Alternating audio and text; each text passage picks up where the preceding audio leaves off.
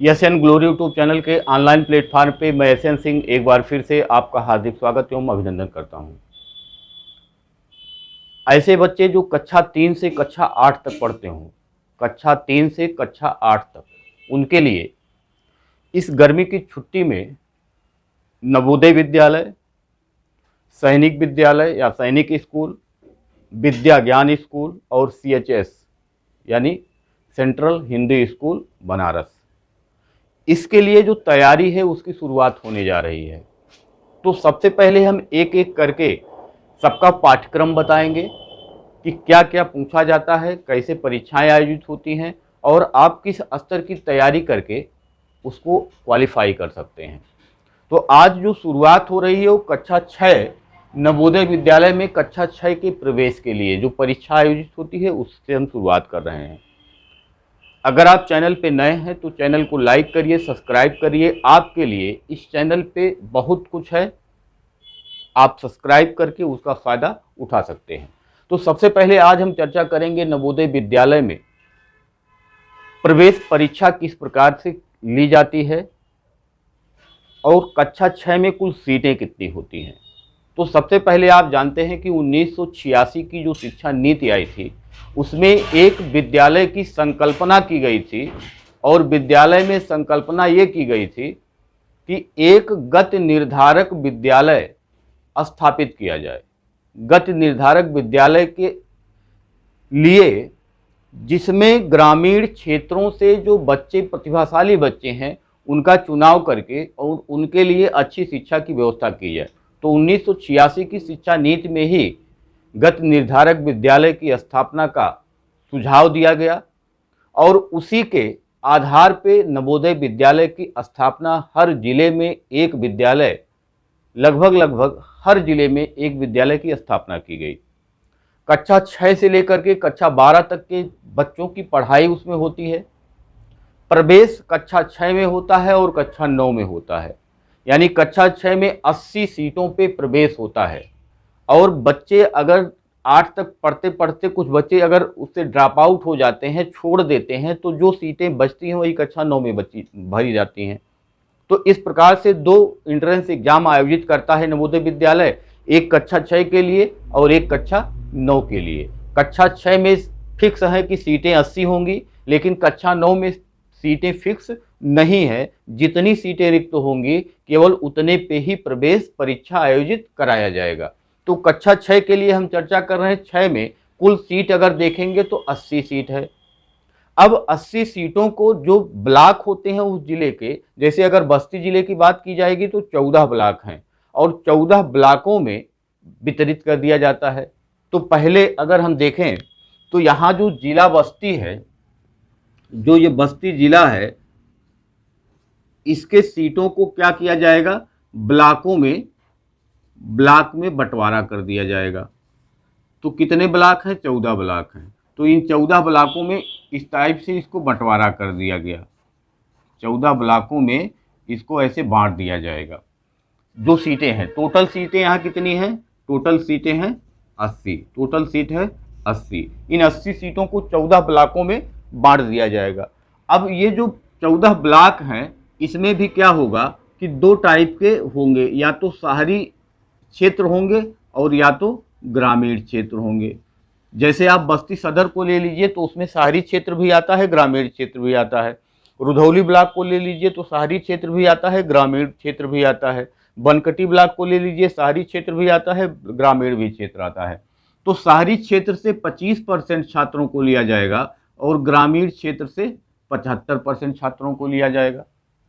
शहरी क्षेत्र से 25% छात्रों को लिया जाएगा और ग्रामीण क्षेत्र से 75% छात्रों को लिया जाएगा। अब इसके बाद अगर हम बालक और बालिका की बात करें कि इसमें भी बालक और बालिका का कैटेगराइज होगा, बालक होंगे और बालिका होंगी। तो बालक का जो होगा, बालिका को इसमें 33% क्या है, 33% का आरक्षण यहाँ बालिकाओं को मिलता है, यानी 33% लड़कियों का एडमिशन उसमें होगा। 33% इसमें लड़कियों को आरक्षण मिला हुआ है। बाकी का जो आरक्षण है वो जनरल, ओबीसी, एससी और एसटी, ये चारों कैटेगराइज में बंटे हुए हैं। जैसे जो आरक्षण नियमानुसार मिलना चाहिए वो आरक्षण नियमानुसार मिलेगा। यानी आप ये समझ सकते हैं कि 80 सीट अगर है तो इसमें से 20 सीट तो चला जाएगा शहरी क्षेत्र के लिए और 60 सीट जो होगा वो ग्रामीण क्षेत्र के लिए होगा।